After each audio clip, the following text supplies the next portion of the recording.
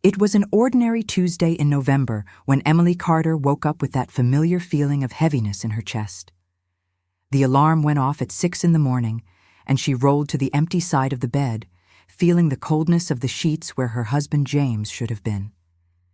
He had left early again, probably for the gym before work, without even leaving a note or a message.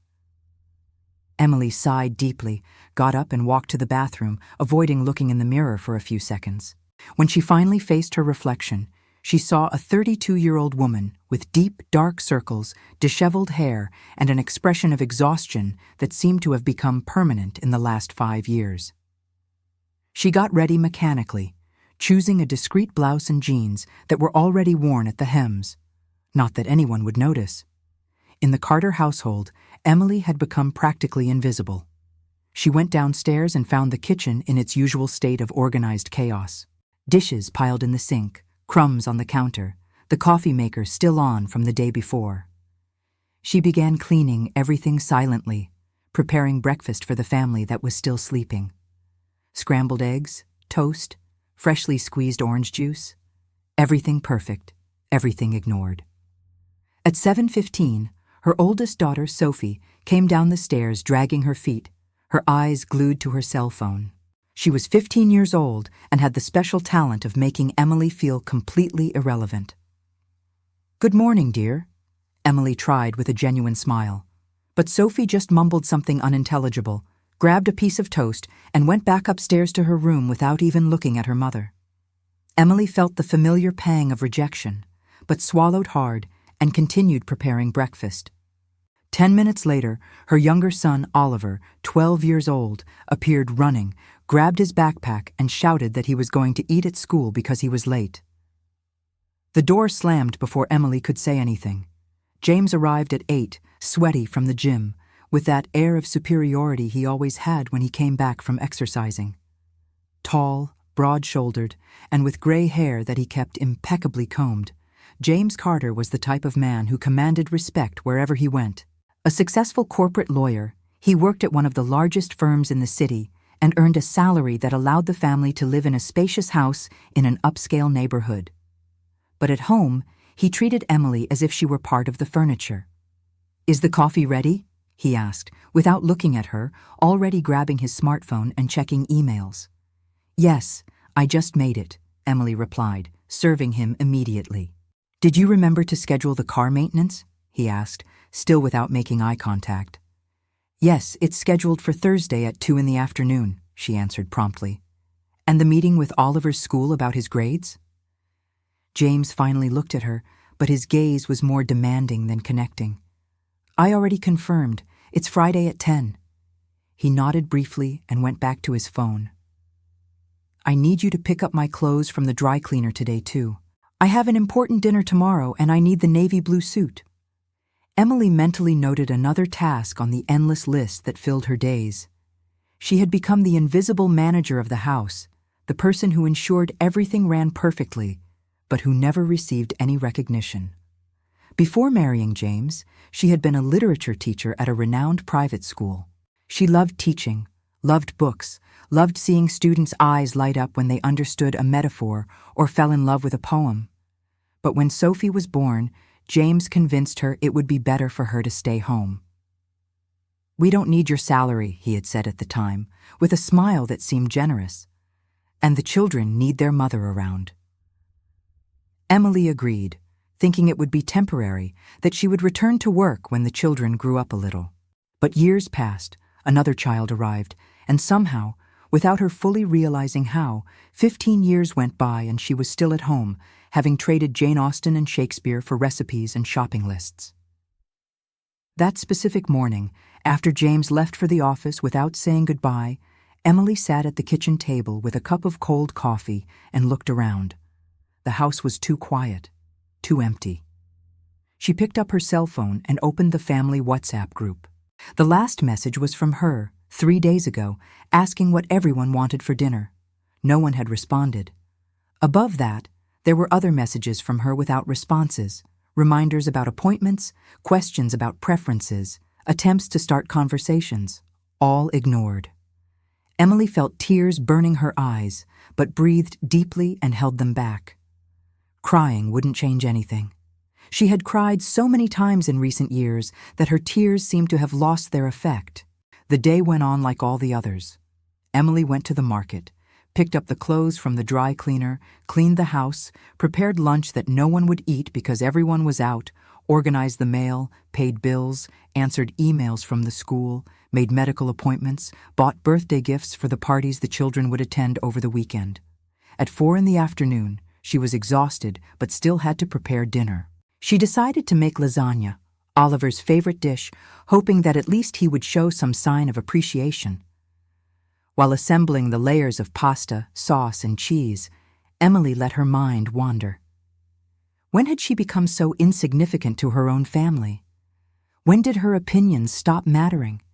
When did she stop being Emily, the person, and become just Mom, or the wife? Dinner was served at 7 sharp, as always. Sophie came down reluctantly, still glued to her phone, and sat at the table with an expression of deep boredom. Oliver arrived running, dirty from playing in the street with friends, and James appeared last, already talking on the phone about some important case. Emily served everyone carefully, making sure each plate was perfect. "The lasagna is great, Mom," Oliver said between bites, and Emily felt her heart warm a little. At least one of them had noticed. But then Sophie rolled her eyes and said, "I'm sick of lasagna. We eat this every week." Emily felt the stab of ingratitude, but swallowed it. "We haven't had lasagna for 3 weeks, Sophie," she corrected gently.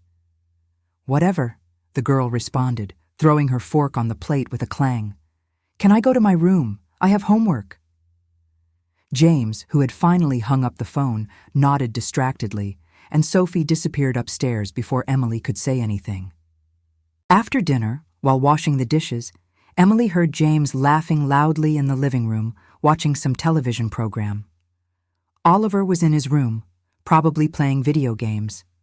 Sophie locked in hers, doing who knows what. And Emily was there, alone in the kitchen, washing dishes, cleaning pots, storing leftovers that probably no one would eat. She looked at her own hands, wrinkled from hot water and cleaning products, and wondered when was the last time someone had held these hands with affection. When had James stopped really kissing her, not just that mechanical good morning and good night kiss? When had the children stopped hugging her spontaneously, seeking her out to talk about their days, their dreams, their fears? That night, lying next to James, who was already snoring softly, Emily made a decision. She didn't know exactly what she was going to do, but she knew something needed to change. She couldn't continue living like a ghost in her own house, like an unpaid servant whose only function was to make everyone else's life easier while her own withered away. She picked up her cell phone and, for the first time in years, allowed herself to do something just for herself. She opened the App Store and downloaded an online course app. She would start studying again, reading again, reconnecting with the person she had been before becoming invisible. In the following days, Emily maintained her usual routine on the outside, but inside she was seething with change. She woke up an hour earlier to study, taking advantage of the silence of the house before everyone woke up. She read articles about modern literature, watched lectures by university professors, took notes like in the old days. She felt alive again, or at least beginning to feel that way. But the family didn't notice anything. How would they? They barely looked at her. One day during breakfast, Emily casually mentioned that she was thinking about taking an online specialization course. James barely looked up from the newspaper. If you think you have time for that," he murmured, which Emily correctly interpreted as long as it doesn't interfere with your obligations here at home." Sophie didn't even pretend to listen, and Oliver was too busy trying to stuff as much cereal as possible into his mouth. Then came the news that would change everything. It was a Friday afternoon when James arrived home earlier than normal, with a strange expression on his face. Emily was in the kitchen, as always, preparing dinner, when he came in and said, "We need to talk." Those 3 words made Emily's heart race. Nothing good came after, We need to talk." She turned off the oven and turned to face him, nervously wiping her hands on her apron. "The firm is expanding," James began, and Emily felt momentary relief. So it wasn't about their marriage. "They're opening a branch in London, and they offered me the position of managing partner for the European operation." Emily blinked, processing the information. London, England, another continent. "It's an incredible opportunity," James continued, his enthusiasm growing. "It means practically doubling my salary, plus benefits, a house in an excellent London neighborhood, private schools for the children. It's everything I've always wanted." Emily felt something strange forming in her chest. Anger. Pure, crystalline anger. "And you," she said slowly, her voice firmer than expected. "At any point did you think to ask me what I want?" James stared at her as if she had spoken in a foreign language. "What you want?" "Emily, it's London. It's the chance of our lifetime." "Of your lifetime," she corrected, feeling the anger grow. "You didn't even bother to consult me before seriously considering this, did you?" James ran his hand through his hair, clearly frustrated. "Emily, don't be irrational. What is there to discuss? It's obviously the right decision."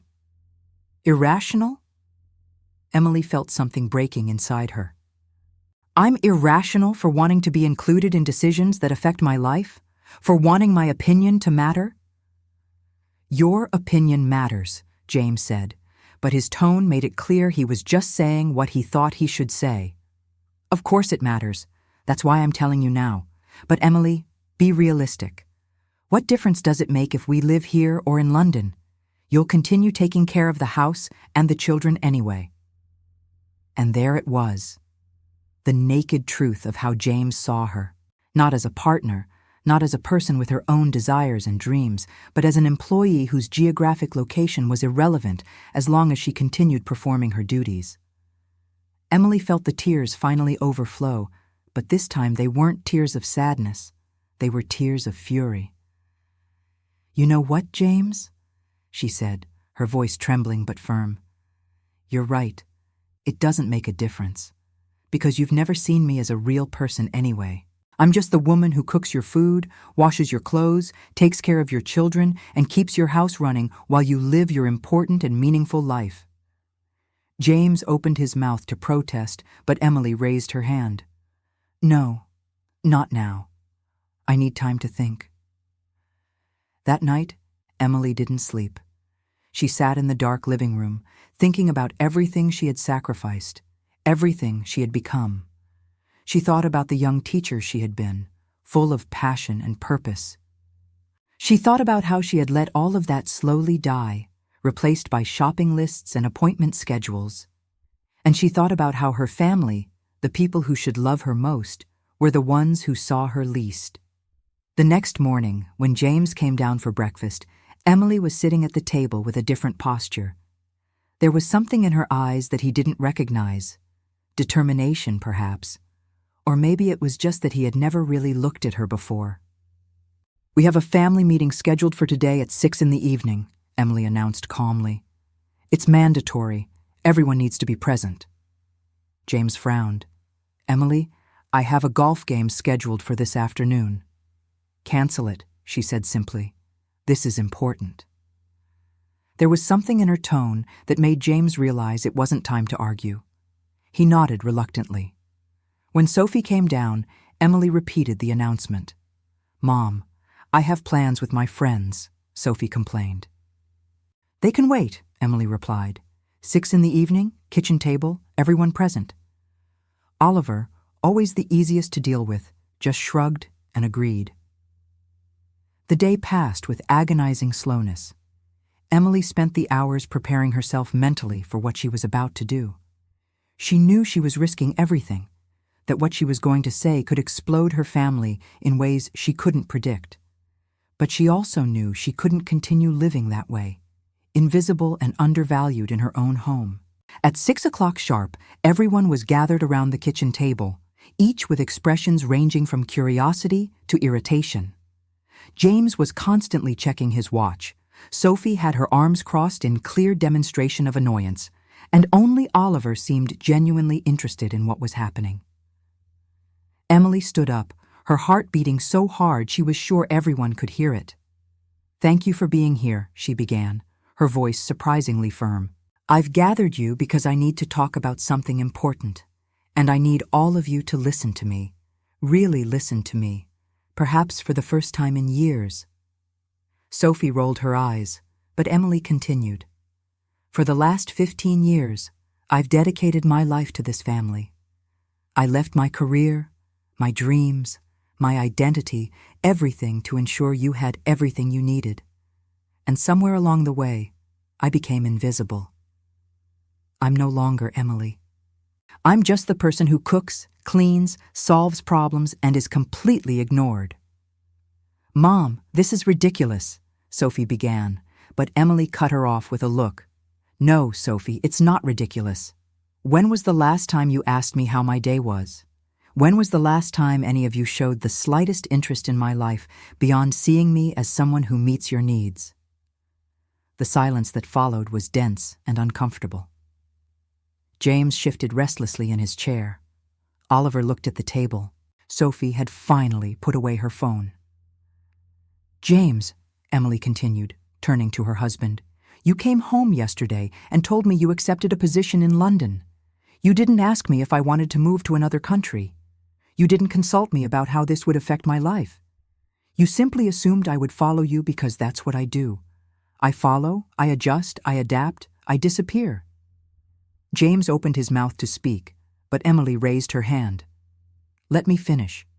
Please." He closed his mouth, and Emily saw something she hadn't seen in years on his face. Genuine surprise, maybe even a little guilt. "Sophie," Emily said, turning to her daughter, "you treat me as if I were an inconvenience in your life, as if every word I say is an unbearable annoyance. You barely look at me, barely respond when I talk to you. And Oliver," she looked at her youngest son, "you're a good boy, but even you see me only as someone who is here to serve you, to prepare your meals, wash your clothes, solve your problems." Tears began streaming down Emily's face, but she didn't wipe them away. She let them fall freely as she continued. "I've become a servant in my own home, and the worst part is that I allowed this to happen. I've been losing pieces of myself, one at a time, until there was almost nothing left of the person I was." The kitchen was in complete silence now. Even Sophie seemed shaken, her eyes wide, and her expression showing something that could be shame or perhaps just shock. Oliver had tears in his eyes. James was pale. "So here's what's going to happen," Emily said, her voice gaining strength. "I'm going to make some changes. Big changes, and you're going to have to decide if you want to be part of my life in a real and meaningful way, or if you prefer to continue treating me the way you do. Because I will no longer accept being invisible. I will no longer accept being taken for granted. I will no longer accept living a life that isn't really mine." She took a deep breath. "James, about London. I'm not going. You can accept the position if you want, but I'm staying here. I'm going back to work. I'm going to resume my career. I'm going to rebuild the life I abandoned. And if that means our marriage ends, then so be it." The bomb had been dropped. James stood up so quickly that his chair almost fell over. "Emily, you can't be serious. You can't be giving me an ultimatum like this." "It's not an ultimatum," Emily replied calmly. "It's a statement of fact. I spent 15 years living the life you wanted, doing what you thought was best, sacrificing everything for you and the children. Now it's my turn to live. And if you can't accept that, if you can't see me as an equal partner with my own desires and needs, then there really is no reason for us to continue being married." James looked like he had been hit by a train. He opened and closed his mouth several times, clearly not knowing what to say. Sophie was crying silently, and Oliver had stood up and hugged Emily around the waist, murmuring apologies between sobs. Emily hugged her son, feeling her heart break and mend at the same time. "I'm not saying this to hurt you," she said softly. "I'm saying it because I love you, and because I deserve to be loved back in a way that makes me feel seen and valued. You deserve to have a mother and wife who is a complete person, not just a shadow doing household chores." Sophie got up from the table and ran to her room, but not before Emily saw the pain and confusion on her face. James was still standing there, looking completely lost. "I need time to think," he finally said, his voice hoarse. "This is very sudden, Emily. You never said anything before." "I did," Emily corrected gently. "Many times, in many different ways. You just never heard." In the following days, the Carter household was different. There was tension in the air, but also something more. Awareness, perhaps. James began to really look at Emily when he spoke to her. Sophie put down her phone when her mother entered the room. Oliver helped set the table without being asked. They were small changes, but they were changes. Emily, for her part, had contacted her old school and scheduled a meeting. To her surprise and joy, they were looking for a literature teacher and were thrilled with the possibility of having her back. "You were one of the best teachers we ever had," the principal said during the interview. "We were devastated when you left. It would be wonderful to have you back." Emily signed the contract 2 days later, her hands trembling with emotion. She had done it. She was really doing this. She would go back to work, go back to being a person with purpose beyond the walls of her house. When she told the family during dinner, the reactions were mixed. Oliver was genuinely happy for her. "This is amazing, Mom," he said with a huge smile. "You're going to be the best teacher they have." Sophie remained silent, but Emily noticed she was no longer on her phone. She was really listening. James looked conflicted, clearly struggling between pride for his wife and concern about how this would affect the family dynamics. "And what about your responsibilities here at home?" he finally asked, and Emily had to suppress a smile. There he was again, worried about who would do the work she had always done. "The household responsibilities," Emily said carefully, "are the responsibility of the entire family. We're going to need to distribute tasks more equitably. Make a schedule. Everyone will have to contribute." Sophie groaned audibly, but didn't protest verbally. "That's fair," Oliver said immediately. "I can help with the dishes and keep my room tidy." Emily smiled at her son, grateful that at least one person was making things easier. James still looked uncomfortable, but nodded slowly. "I suppose you're right," he admitted reluctantly. "It has been unfair to expect you to do everything alone." It was a start. Small, hesitant, but a start. In the following weeks, as Emily prepared to go back to work, the household dynamics continued to change. There was more communication, more consideration. James began cooking occasionally, discovering to his own surprise that he wasn't completely incompetent in the kitchen. Sophie took responsibility for her own laundry, and although she complained constantly, Emily could see a certain pride in the girl's eyes when she folded her own clothes correctly. Oliver became the master of dishes, transforming the task into a game where he tried to beat his own speed record. But the biggest test was still to come. A week before Emily started her new job, James received the final call about the London position. They needed an answer. He hung up the phone and found Emily in the living room, reviewing lesson plans for her future classes. "I need to give an answer by tomorrow," he said, sitting next to her on the couch. Emily put her papers aside and looked him directly in the eyes. "And what will your answer be?" She kept her voice neutral, without judgment. James sighed deeply, running his hands over his face. "I don't know," he admitted.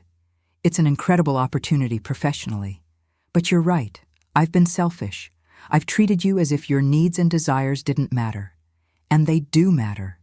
You matter." Emily felt tears burning her eyes for the 1,000th time that month. But these were different. These were tears of hope. "So what do you want to do?" she asked softly. James stared at her for a long moment. "I want to stay," he said finally. "I want to stay and fix what I broke. I want to learn to be a real husband again, not just someone you serve.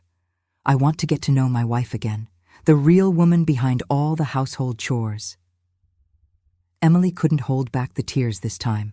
They fell freely as she hugged her husband, feeling him return the embrace with an intensity she hadn't felt in years.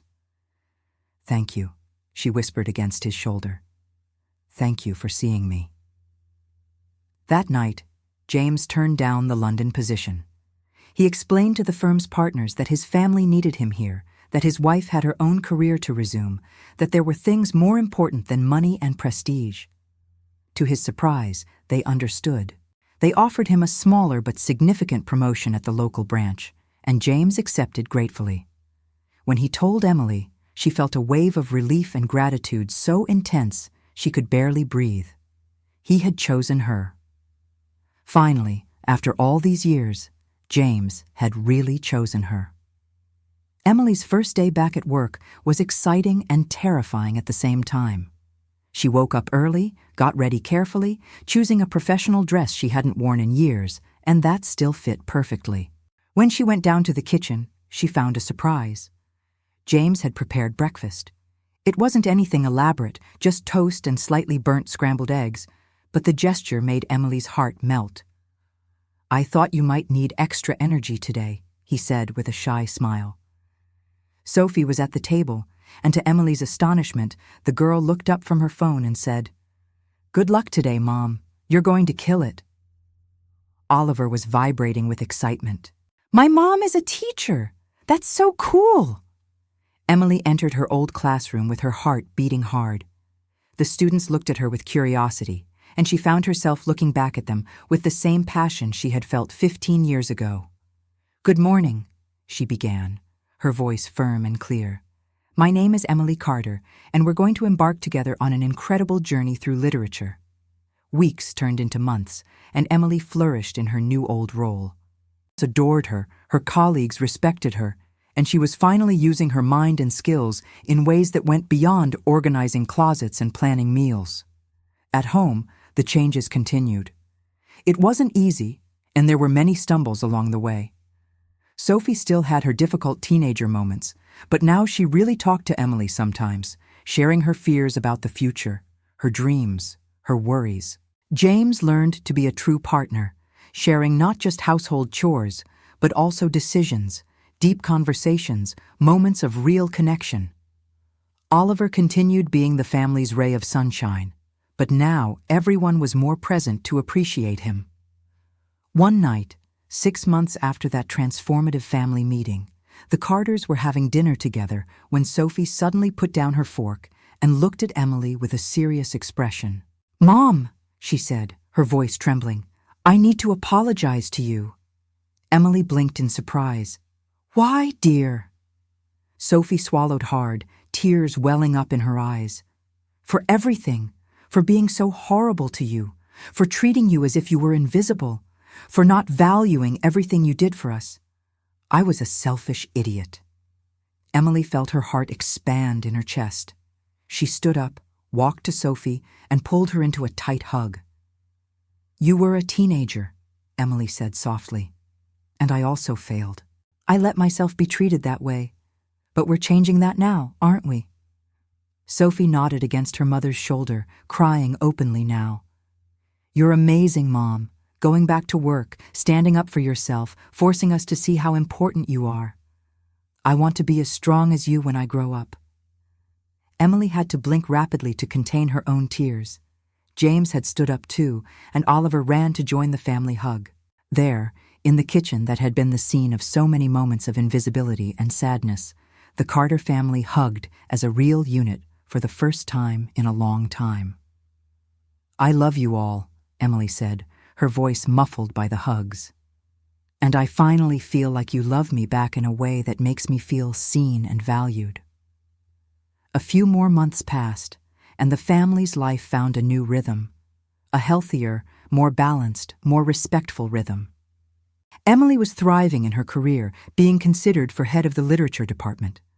James had become a more present father and husband, really investing time and energy in his family relationships instead of just assuming they would always be there.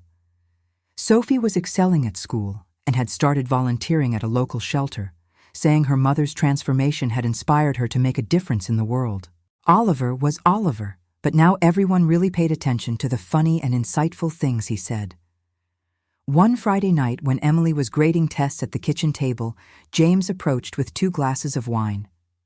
"I thought you might need a break," he said, offering her a glass. Emily accepted with a grateful smile. James pulled up a chair and sat beside her, something he rarely did before. "I need to tell you something," he began, and Emily felt a momentary tightness of anxiety. But his expression was soft, even vulnerable. "I almost destroyed the best thing that ever happened to me through pure selfishness and blindness. You've always been amazing, Emily, since the day we met.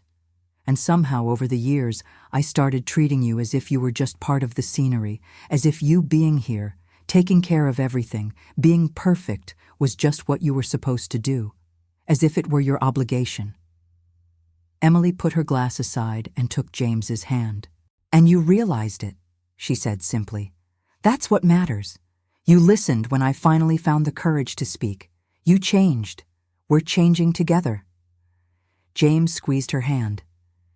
"You know what scares me most? Thinking about how many years we lost, how many conversations we didn't have, how many moments we let pass, how many times I could have really seen you but chose not to." "We can't get those years back," Emily said thoughtfully, "but we can do better from now on." And we are. Look at us. Look at our family. We're really connected now in a way we weren't before.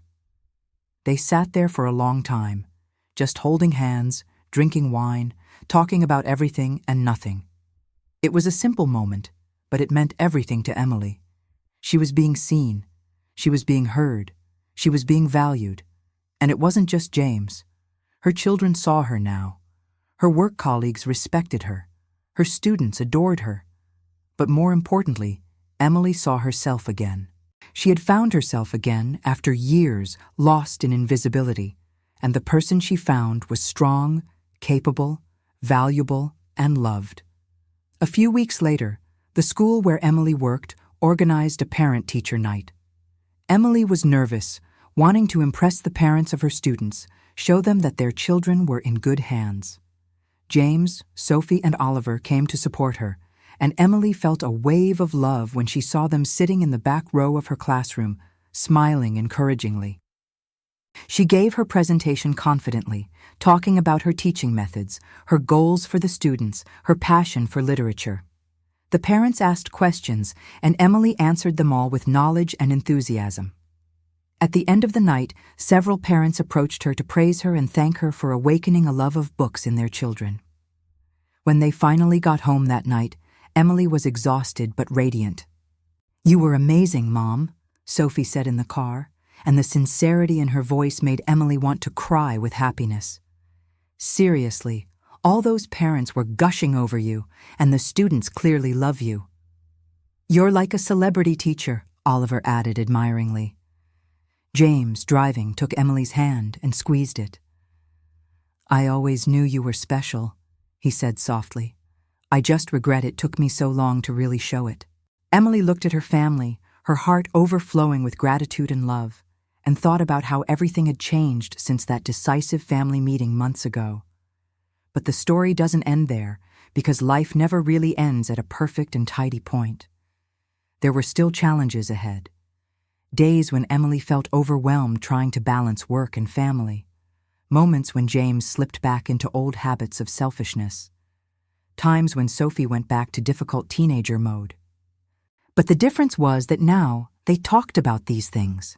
Now there was respect, communication, mutual recognition that each person in the family mattered equally.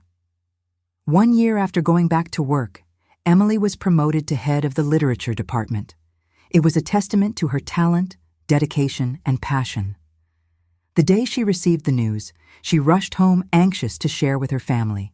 When she arrived, she found a scene that made her stop at the door, her heart filling with emotion. James was in the kitchen preparing dinner. Sophie was setting the table without complaining, and Oliver was doing his homework at the dining room table without being asked. When they saw her, everyone ran to greet her, and Emily knew this was the real prize. Not the promotion, not the professional recognition, but having a family that saw her, valued her, and truly loved her.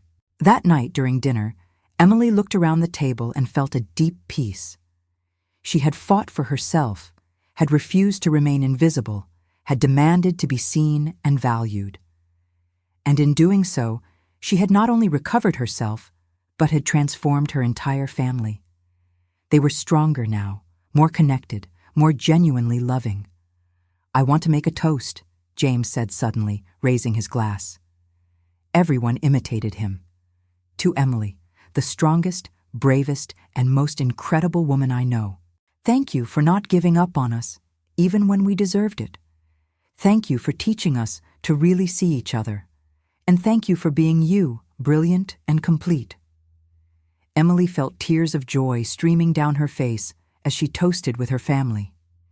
She had been treated as useless for so long, seen as nothing more than someone to serve others. But when she finally found her voice and demanded to be heard, everyone fell silent.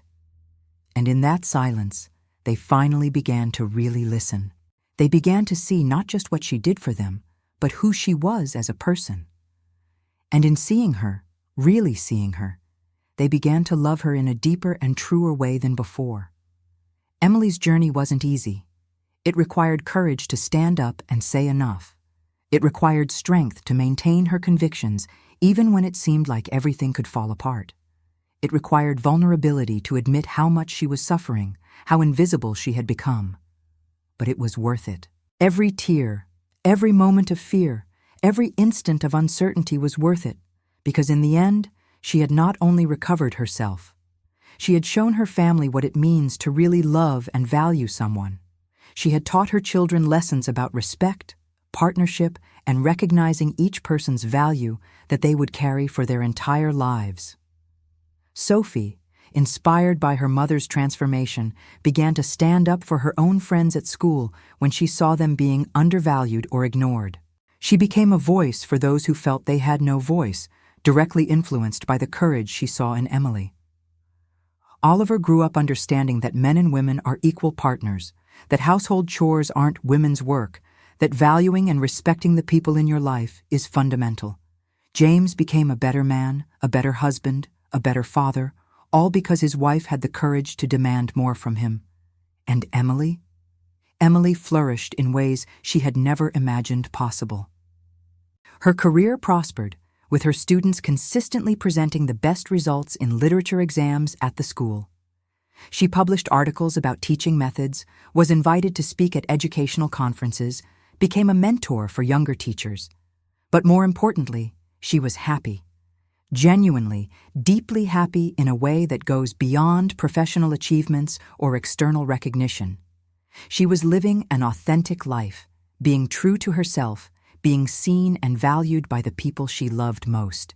There were moments when Emily looked back and wondered how she had allowed things to reach that point of total invisibility, how she had let pieces of herself disappear so gradually that she barely noticed until almost nothing remained. But she learned not to blame herself. Society often teaches women that their value is in serving others, in sacrificing themselves, in being indispensable but invisible at the same time. Breaking that pattern, demanding to be seen as a complete and complex person with her own needs and desires, wasn't selfishness. It was survival. One of the most powerful lessons Emily learned was that true love doesn't mean disappearing for the benefit of others. True love means being seen, being known, being valued exactly as you are. It means partnership, not servitude. It means your needs matter as much as anyone else's needs. And when you love yourself enough to demand that kind of love from others, you not only transform yourself, but you transform everyone around you. 2 years after that decisive family meeting, the Carters were more united than ever. But it wasn't the false unity of before, built on Emily's silent sacrifices and maintained by her invisibility. It was true unity, built on mutual respect, honest communication, and genuine love. Each family member had space to be who they really were, to pursue their own dreams, to make mistakes, and grow. And they all credited Emily for starting that transformation with her courage to finally speak up and demand to be heard. Emily's story resonates with so many women, and men too, who find themselves in similar situations. People who give so much of themselves that they begin to disappear. People whose contributions are taken for granted, whose voices are ignored, whose value is only recognized when they threaten to no longer be available. Emily's transformation serves as a powerful reminder that it's never too late to demand more. It's never too late to refuse to be invisible. It's never too late to remind the people in your life that you matter, that your needs are valid, that your value goes far beyond what you can do for others. And for those who are on the other side, as James, Sophie, and Oliver initially were, the story serves as a warning. Pay attention to the people in your life. Really see them. Don't take their presence for granted. Don't assume they'll always be there, satisfied and happy, while you ignore them and treat them as if they were mere facilitators of your own life. Because one day, they may realize they deserve more, and on that day, you might lose the best thing you ever had. Emily's journey from invisibility to visibility, from servitude to partnership, from losing herself to finding herself, is one that will continue for the rest of her life. There's no end point where everything becomes perfect forever. Life continues, with its challenges and joys, its ups and downs. But now Emily faces all of it as a complete person, whole, seen, and valued. And that makes all the difference. So if you're reading this story and you see yourself in Emily, know that you're not alone. Know that you deserve more. Know that it's possible to change the narrative of your life. It may require courage. It may require difficult conversations. It may require you to risk the comfort of the familiar in search of something better. But you deserve to be seen. You deserve to be heard. You deserve to be valued. Don't give up on yourself. Don't accept being invisible. Speak up. Demand more. And watch as the world around you transforms, just as it transformed for Emily. And if you see yourself in James, Sophie, or Oliver, it's not too late to change. It's not too late to really see the people in your life. It's not too late to show appreciation, respect, and genuine love. Start today. Start now.